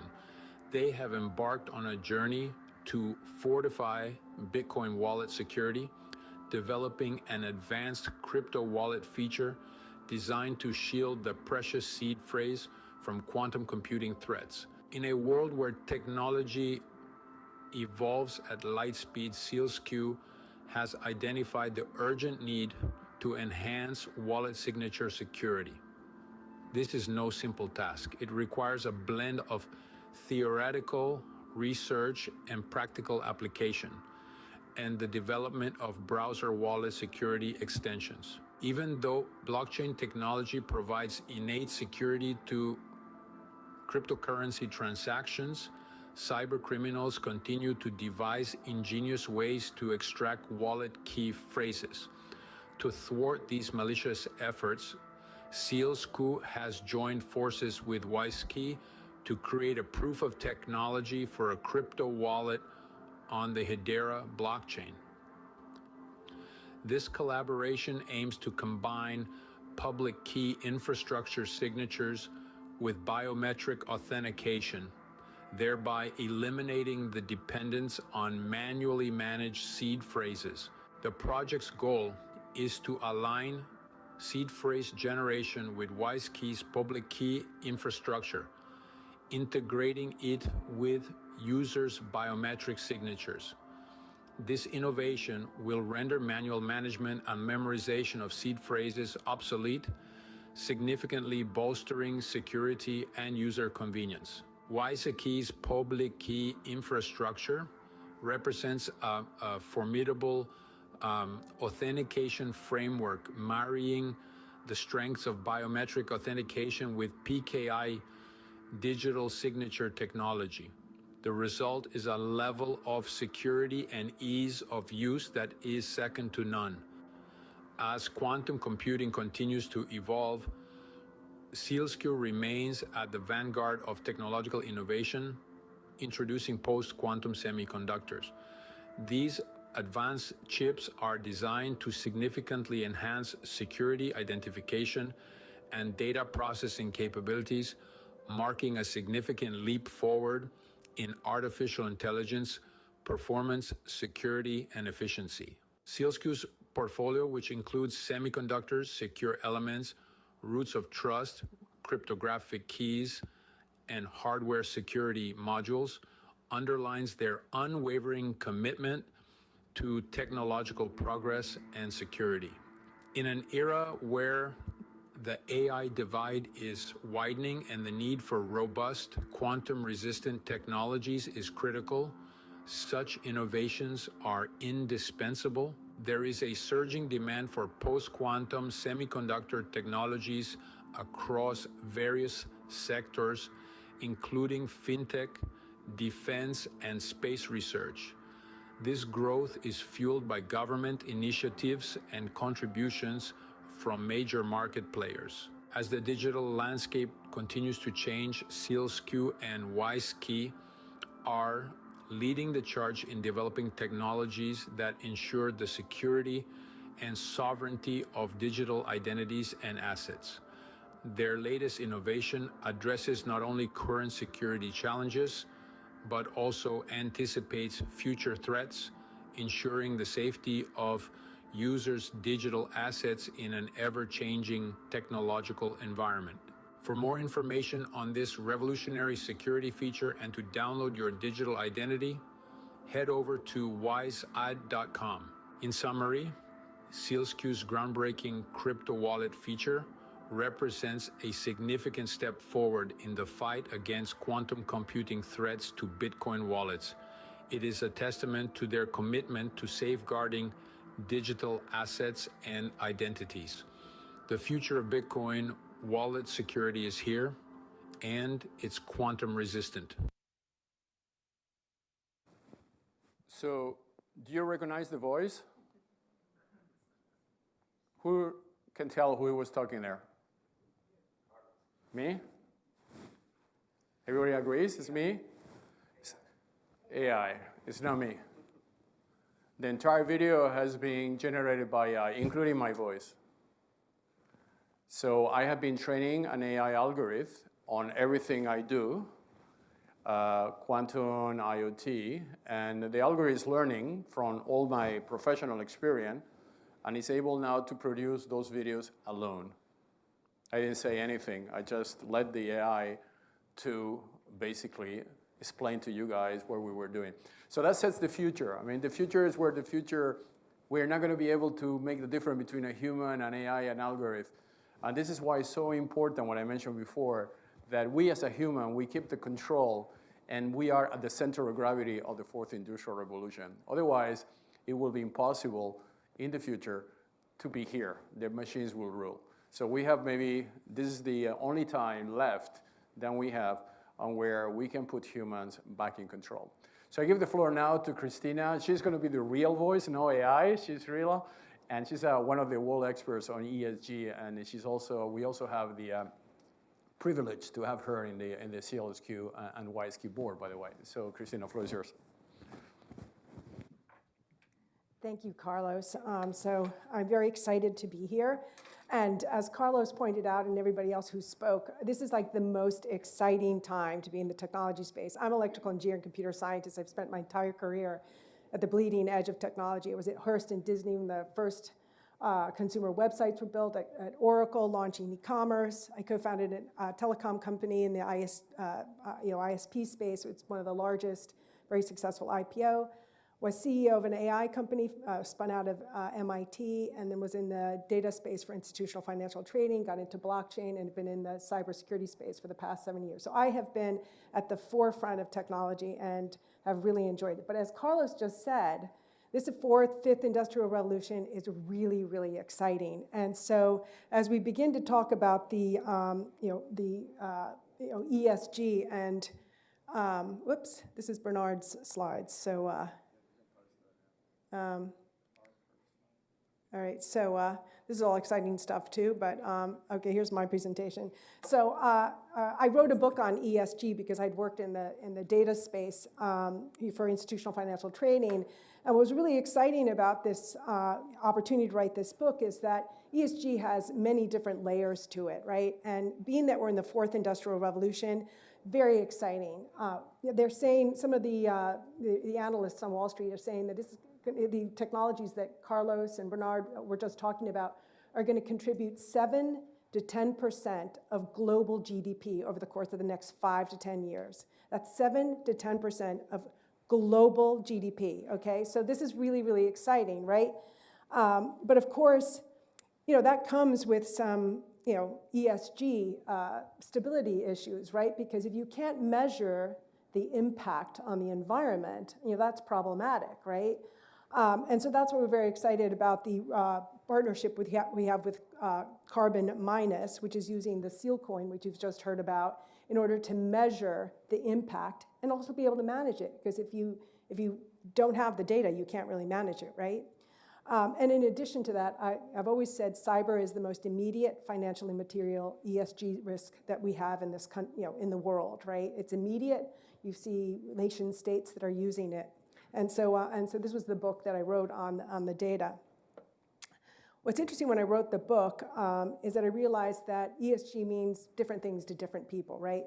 So for the UN sustainability goals, that's, will the Earth survive? And one of those goals, which is about healthcare, goal number 3, there is no way you're going to reach this goal without IoT, data, and I. No way, right? So you go through that whole list, it's completely dependent on utilizing these technologies. Then in addition to that, you have other lenses by which to look at ESG, and those would be GRI, which is a company's impact on the world. Well, how do you measure the impact on the world if you don't have the data, right? And if you're proliferating the world with all these technologies and you don't have a metric for that, you can't really measure it, right? And then SASB, which is the most used metric, is will a company survive? And I'll tell you that if a company doesn't innovate, if it's not using AI, it will not survive. So you must have an understanding of the impact that it's creating. So obviously ESG is a risk metric in its center, so even though it has many lenses. What's really, really important, though, is that when we talk about ESG, G is absolutely the most important aspect of ESG. It's the governance. And without that, if you don't set KPIs, use the data to set goals, and then measure against them, you're not measuring your ESG, right? You're not going to meet those objectives. And so it's a really important thing to realize that governance, especially now where regulators are requiring that boards be very aware of cyber threats, you need the data to be able to manage. And so it's more important than ever to have the technology available to organizations.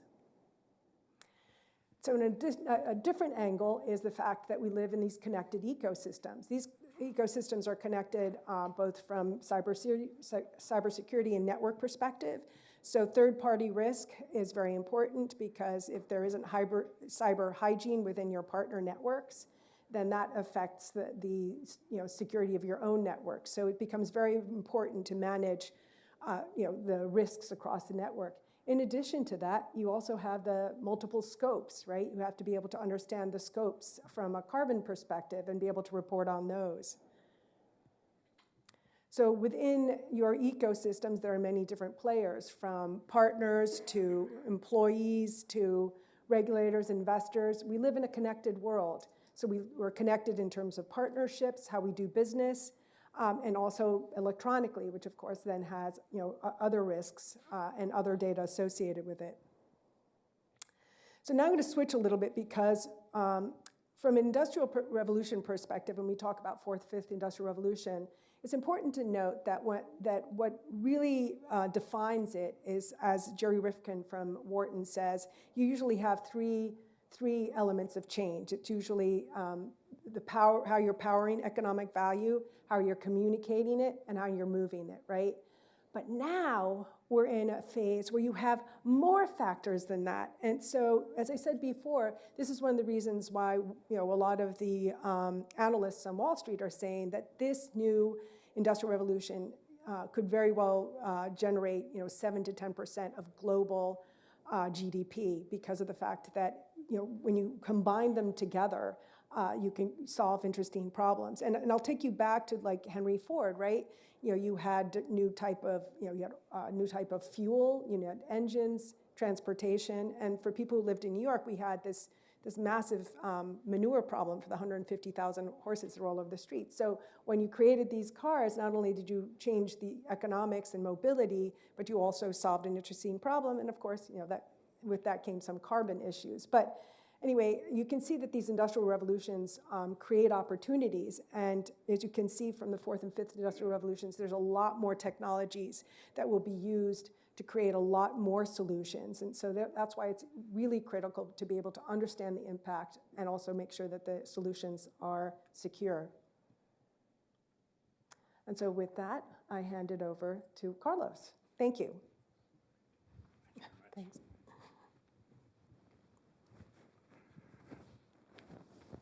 So thank you very much, Christina. Yeah, the floor is open to questions. It has been a very heavy day, a lot of technology, a lot of concepts, some of them very new to the audience.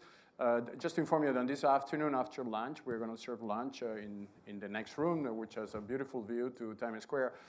We have also the honor to host Maite Spinola, which is with us here, an amazing artist and a sculptor and philanthropist from Spain, which has been working together with us in developing some of, I will say, revolutionary concepts of art. So if you like art, you are most invited to join us this afternoon. She's going to reward amazing group of personalities, and they will receive the gold medal of the year. So this is like the awards of the art industry.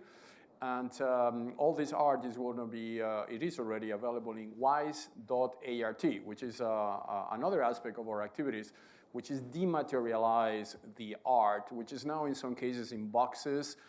In the Vatican, we have been going to the Vatican, we have been going to collectors in Italy, in Spain, the letter of Christoph Columbus, we did an NFT on it.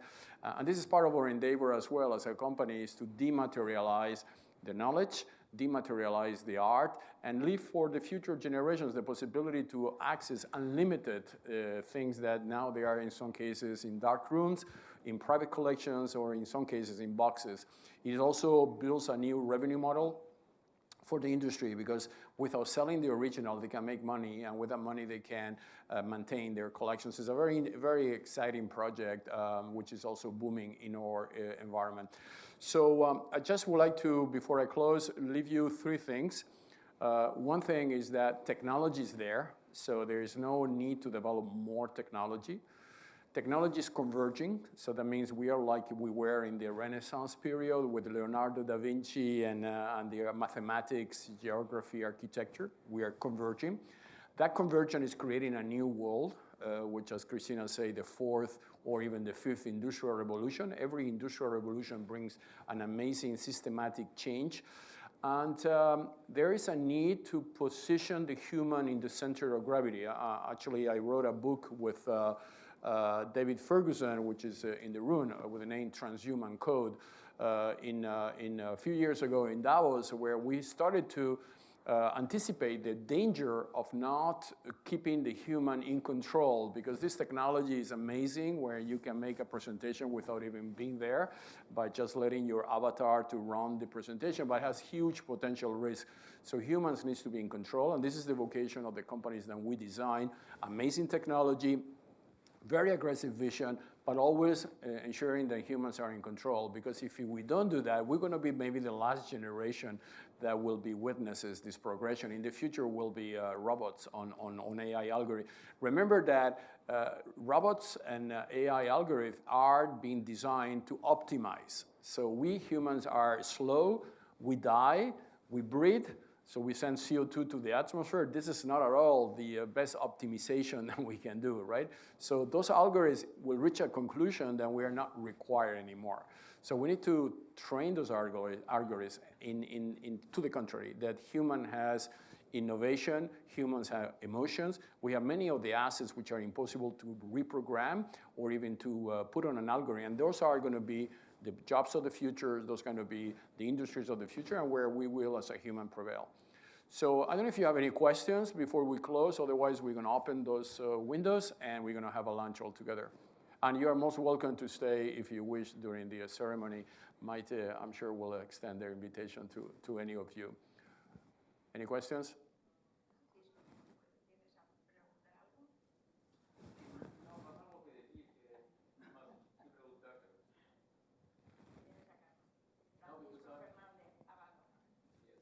Hello, sir. Nice to meet you. You know, I studied artificial intelligence 30 years ago before yes. I worked, and I had to wait for 3 decades to get it, economically viable solutions out of it. And I define myself 4 singularity moments in AI. The first one was we already proven 30 years ago that humans can build machines that can self-learn without being deterministically programmed. The second one was, can humans build machines that beat humans in some tasks? We have reached that moment where whatever task you put an AI on, it will beat humans.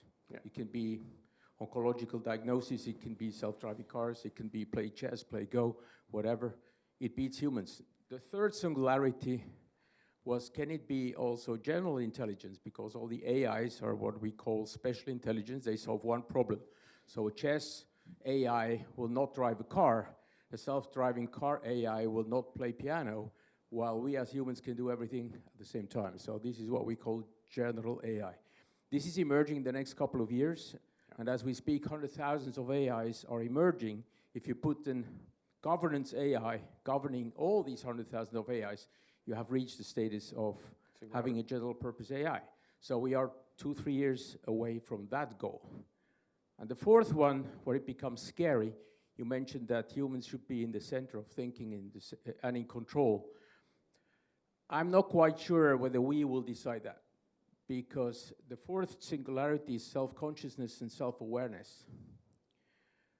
And if a machine that is better than us, more intelligent than us on general purpose tasks, becomes self-aware, we have created a species, a new species.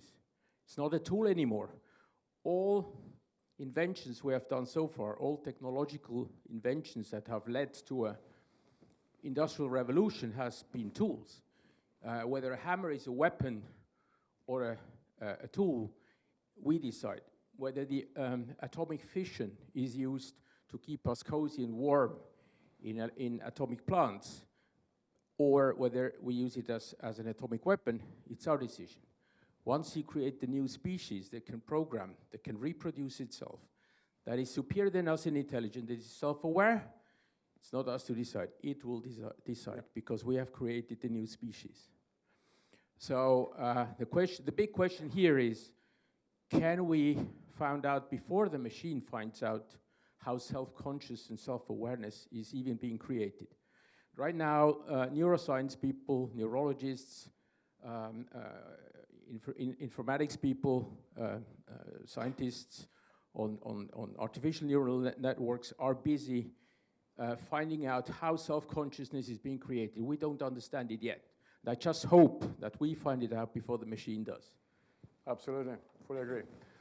There's a dimension to that, and this is actually another aspect of our work, you know, is that I was in the United Nations for 16 years, and my job was actually defending the PII, personal identifiable information, which now can be encrypted into algorithms. Before wasn't the case. And we are actually bringing the technology to the point to create with the United Nations, as we speak now, the human digital rights. Human rights exist. I mean, we are protected by the Convention of International Human Rights. What we don't have is digital rights. It does not exist. And our lives now, they are a combination between physical and digital. So in order to stop that machine to reach that level of singularity, and to be honest, this is an industry that wants to reach that level of, you know, one of the reasons we want to go to Mars is because, you know, the people that will stay here will have a different totally lifestyle than the people who will live in Mars. But in order to go to Mars, you have to enhance the human being because the current human being is not capable to resist the conditions of Mars. So there's a drive there. So it's a fight between the people and the one that extreme society by the people that say, no, we have been able to mitigate risk all our generations from history. We know how to, humans know how to mitigate risk. We even mitigated the risk of atomic bombs. I mean, we had been sitting on a possibility to destroy the planet for so many years, and we're still, despite the threat, not destroying the planet. So the same principles can apply to AI. But for that, as we were mentioning here before, the problem is where the money goes. Is the money going to go to people and they want to create that scintillant AI where, as you mentioned, AGI will be able to regenerate another species? Is that what we want? Is that the design of society we want?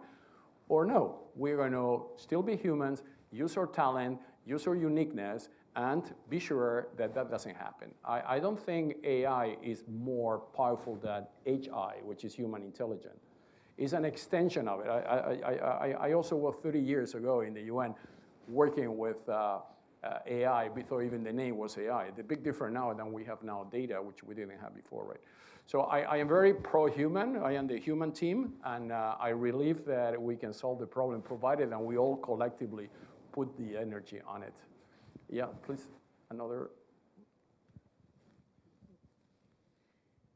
So the question is, governments and regulators, what needs to happen to make sure that what you're saying is actually going to happen and that what you're saying is not going to happen? Yeah, actually, Europe is a good case study because Europe is the first government that is regulating AI. I mean, Thierry Breton just launched the first AI regulatory framework just a few weeks ago, right? The problem is that AI goes so fast, as we were talking EGI, by the time regulators get there, the AI is already 10 generations ahead.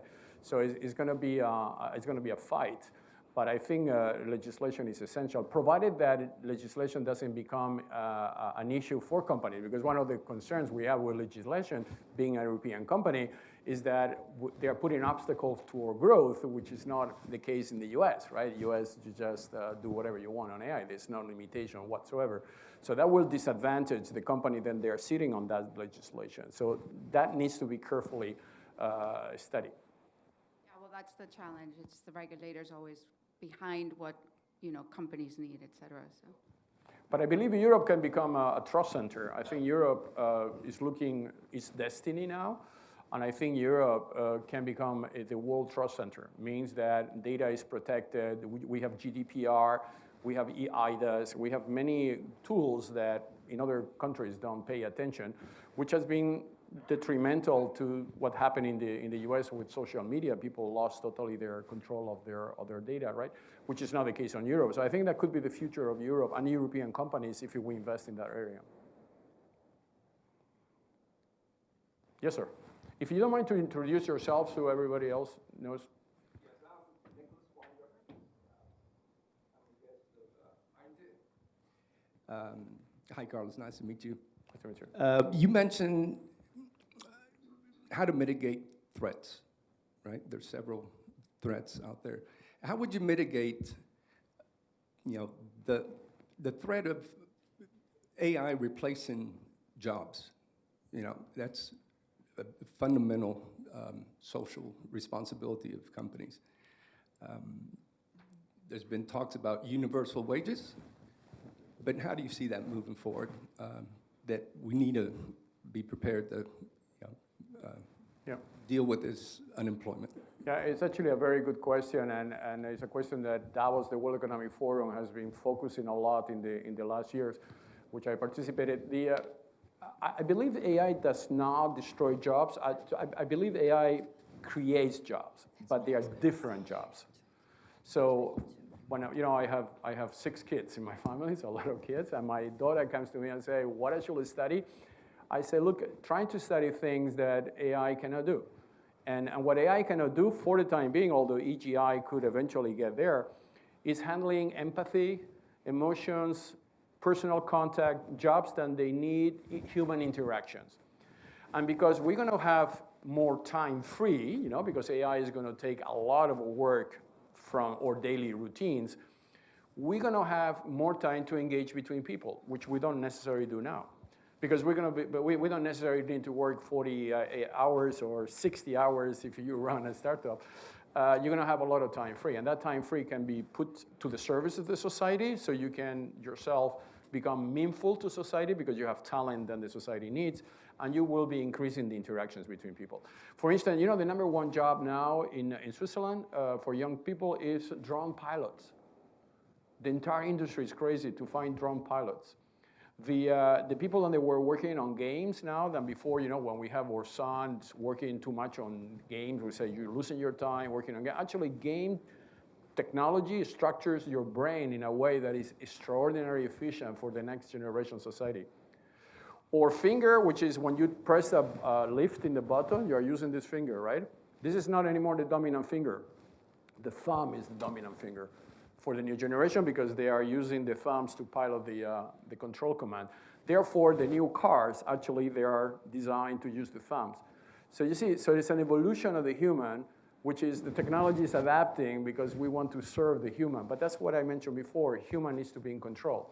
So I don't think we should ever let AGI to learn emotions. I think we'll never be able to feel emotion. They will be able to replicate emotions, like you do with, and you get served in a very expensive restaurant, and you want somebody, you want to tip the server with, a very big extra tip, and that person is going to fake an emotion on you. It's going to be ultra nice, ultra servant, but that's the kind of emotion you're going to get from a robot or AI. It will never be a human emotions. And although the difference is very broad, I mean, we don't necessarily know yet what human is versus not human, we will learn from it. And this is the learning curve that we are doing now. But I am very positive.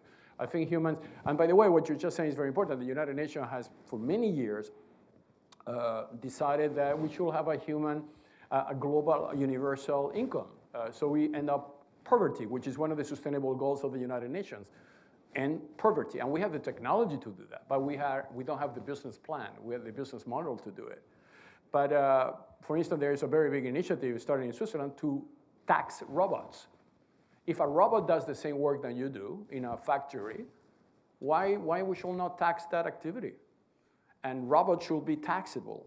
So their performance by being taxable that tax can be used to provide that type of universal income. So we're getting there.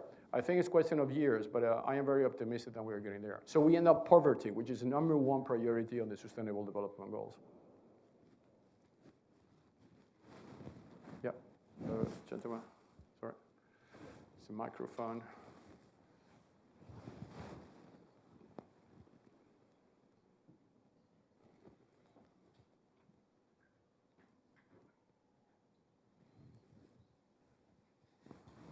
Thank you, Carlos. This is Alex Hantman with Sidoti & Company. Could you share more about your vision for IoT products, particularly with respect to security? I'm just curious whether sales to companies like Cisco represent chip-only opportunities, or sales, services, the broader picture? Yeah, those companies now, then they are very big, like Cisco. We sell millions of dollars Cisco microchip. But those companies are, I don't like to use the word, but this is where they are, a bit legacy companies, right? All of them, all this IoT, they are not really yet IoT. IoT is Internet of Things. Those are more like the T at the end, thing. They are thing companies, right? But the proportion of objects that they are connecting to the internet is minority. I mean, the only object that really now is really connected to the internet is your mobile phones, right? And that's why the first cycle of cybersecurity investment has been to secure the phone. But now with the eSIM movement, with IoT, with the fact that you can put a secure element at the chip level, that's what we sell, this is becoming everywhere. A hospital wants to connect the pump insulin. Imagine that you are in a hospital and a hacker stops your pump insulin. It will take few seconds to do, technically speaking, if the hospital is not secure, because all of those machines are centralized.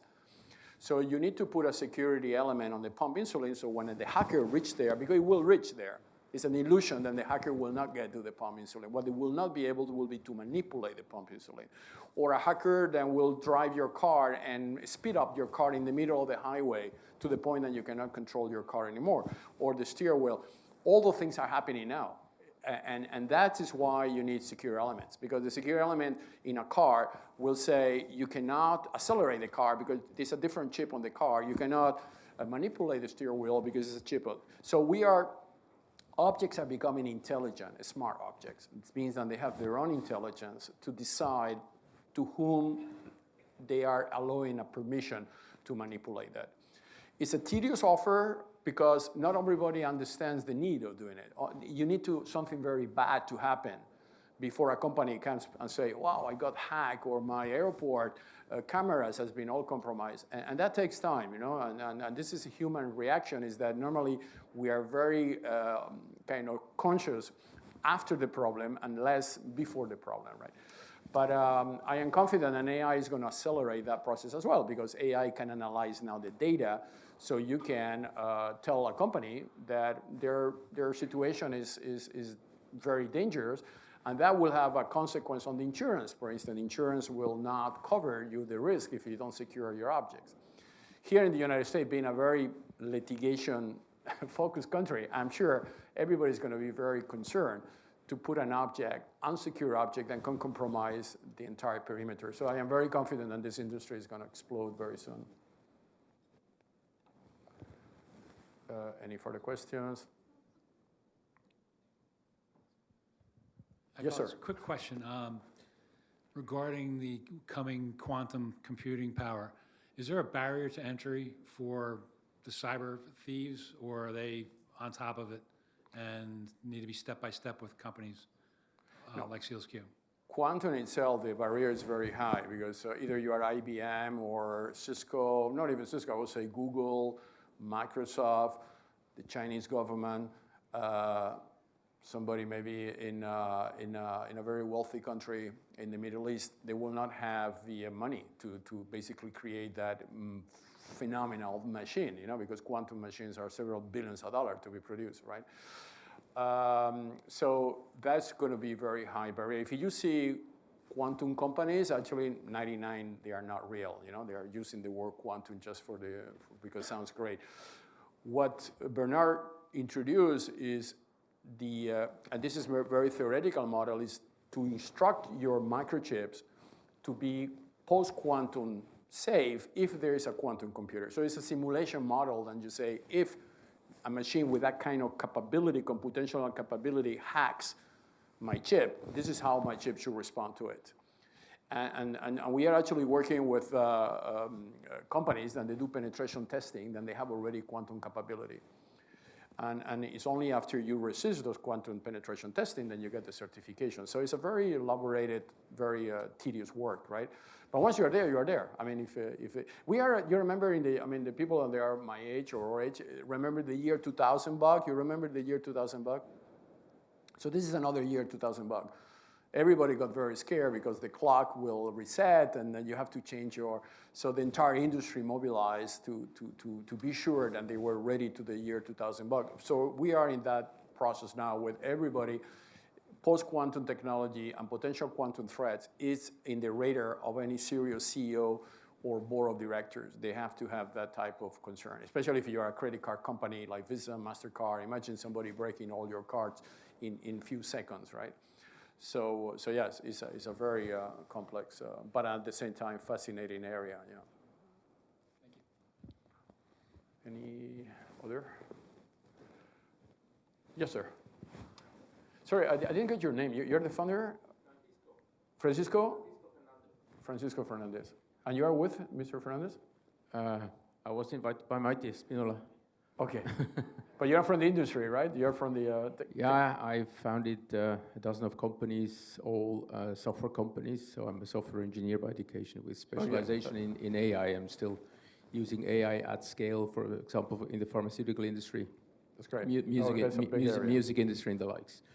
No, but I remember a couple of years ago that Ed Snowden disclosed 6 documents out of 1 million documents he stole, and he disclosed that the US government, especially the NSA, introduced a Bullseye Act forcing companies to open up chips with backdoors for their own use. But of course, the Russians and the Chinese are using the same backdoors as the NSA, to manipulate or hack into computers, especially when you compromise the random number generator of every chip that uses cryptography.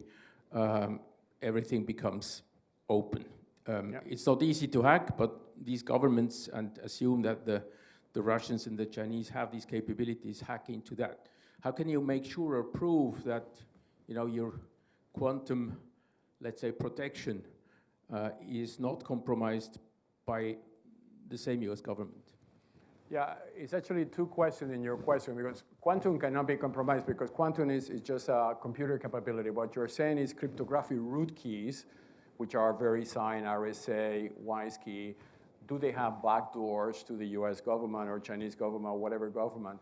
The answer is yes, and not necessarily because the government is looking at you or the government wants to control you. I mean, this is a bit of kind of conspiracy theory. It's because the government needs to have the right or revoke the trust of those keys if that goes into the wrong hands. So there's and this is kind of depending on the country, right? So if you're in the United States, yes, you're based on some legislation that if you are a root key and you issue a certification authority to I don't know, South Korea or North Korea. South Korea will be okay. North Korea or Iran. Obviously, you are compromising national security. So you need to have some kind of access to the backdoor. What is becoming sneaky is when a company will sell you a 5G antenna with a backdoor without you to know. That's a different problem. In my case, I don't have any of those issues because we are a Swiss company, and Swiss doesn't have a backdoor to the Swiss government. So the WISE-key cryptography root key, which we have one and has been there for 25 years, it is not compromised by any backdoor to anybody. We only have a foundation which has been created in Switzerland, which is International Organization for Secure Electronic Transactions, which is the watchdog of the key. And there's absolutely no backdoors to be provided. And we will never, myself, authorize any backdooring of that key. Switzerland will never disclose how much money you have in a Swiss bank, right? So this is provided that the money is legal, huh? Provided that the money is legal. I mean, legislation in Switzerland is very strong in what concerns privacy and non-intervention from the Swiss government on technology. That's why it's a great place to create companies in Switzerland, and after coming to the Nasdaq to make it bigger. But we don't have that problem. But it's a real problem. What you're saying is actually truly a real issue that has good sides is that you need to have the government as a partner. Bad side is that depends who runs the government, right? That can change day after day, and that can create unwanted problems. Yeah. Any other question? Otherwise, okay, yeah, let's go that. Please, there's.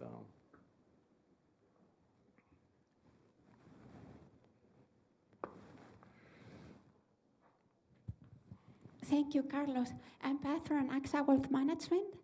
As we know, IoT is going to change the full insurance ecosystem. What would be for you the first early adoptions in the insurance sector with IoT? Yeah, Pat, nice to see you. You're from AXA, right? AXA Insurance. Yeah, I think it's a great opportunity for insurance company, to be honest, because as I mentioned before, the liability of companies that do not have a threshold of cybersecurity and IoT is so high that they're going to expose to legal actions. So the trend now is that, as we do in the audit world, when you have a listed company on the Nasdaq, you have to have yearly audits, financial audits. This is becoming a trend to conduct cybersecurity audits by third trusted parties. So there are people coming to your company and say, okay, I want to see how you're handling security. And actually, what Christina was explaining about ESG is part of that audit process as well, because not only you need to be cyber secure, but also it's possible environmental, sustainable, ready company, right? Because there's a lot of other dimension of this, which is climate change. And I think what will be a huge business opportunity for companies like you is to provide that audit. That you team with technology companies, and we go voluntary at the beginning. It doesn't need to be compulsory. Say, you run an audit on your cybersecurity practices. Do you have a chief technology officer? Do you have a chief security officer? Does he report to the board? I mean, all these good practices, best practices that you can apply. And then on the basis of that, you give them an insurance rating. And that's where the market is going.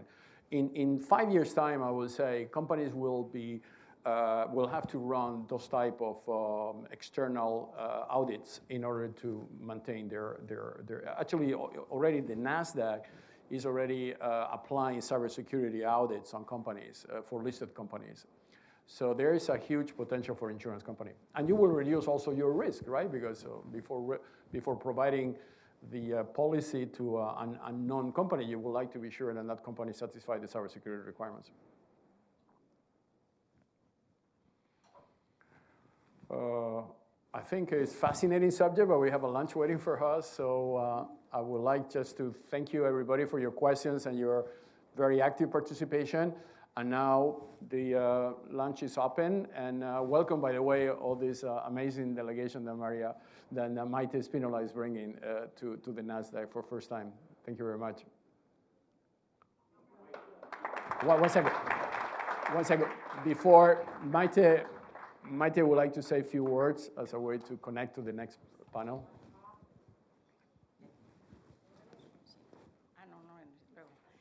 Qué lección para los jóvenes ver aquí todo lo que se ha hablado, esta maravilla, que sepan que tanto Creus Moreira como Francisco Fernández son hoy dos de los hombres más importantes en el mundo de la seguridad cibernética.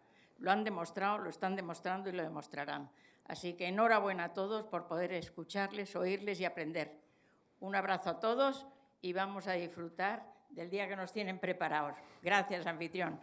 Thank you very much. Thank you very much.